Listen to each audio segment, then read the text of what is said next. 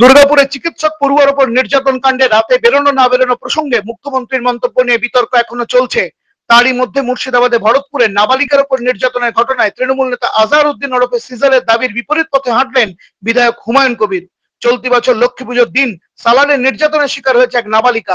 সেক্ষেত্রে দুষ্কৃতীরা তৃণমূল আশ্রিত বলে দাবি করেছিলেন ভরতপুরের তৃণমূল নেতা আজহার ওরফে সিজার।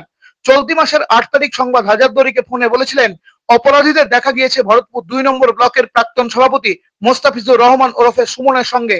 তিনি বলেছিলেন, এটা একদমই অপ্রীতিকর ঘটনা এবং এই ঘটনা আমরা তীব্র নিন্দা করি।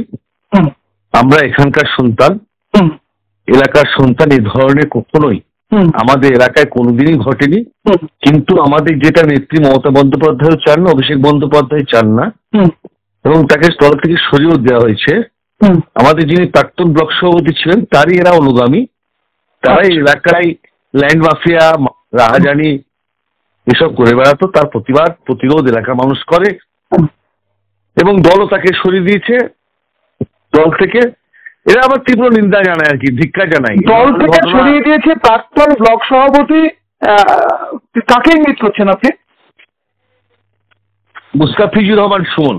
মুস্তাফিজুর রহমান সুমন কিভাবে জড়িত এই ঘটনার সঙ্গে, বা তাদের কিভাবে তার নাম? ওরই লোকজন দেখবে, আমরা ভিডিও ফুটেজ দেখতে পাচ্ছি, ছবি দেখতে পাচ্ছি সংবাদ মাধ্যমে, এবং আমরা লোকাল মানুষ আমরা যেটা জানি এবং যে শুনছি, এলাকার মানুষ যেটা বলছে তারই সাঙ্গপাঙ্গ।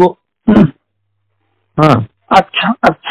ভরতপুরের বিধায়ক হুমায়ুন কবির স্বয়ং প্রতিবাদ জানিয়েছিলেন এই ঘটনার, কিন্তু বিধায়ক মনে করেন দুষ্কৃতীদের সঙ্গে ছবি থাকলেই নেতা দায়ী, বিষয়টা তেমন নয়। কাণ্ডে যারা দুষ্কৃতী তারা তৃণমূলের নেতৃত্বের সঙ্গে তাদের যোগ রয়েছে। তৃণমূল কেন, যে কেউ হতে পারে, এখানে আইন মতো চলবে। কেউ তৃণমূলের নেতার কাছের হতে পারে, তার সঙ্গে ছবি থাকতে পারে, তার সঙ্গে উঠা বসা থাকতে পারে, তার মানে এই নয় তাকে আইনের মোতাবেক তার বিরুদ্ধে ব্যবস্থা নেওয়া হবে। সে যদি আমার সাথেও তার ছবি থাকে, তারপরে যদি কেউ জঘন্য কাজ করে, তার জন্য কি আমি দায়ী হব? তার বিরুদ্ধে আইন মোতাবেক ব্যবস্থা নেবে প্রশাসন।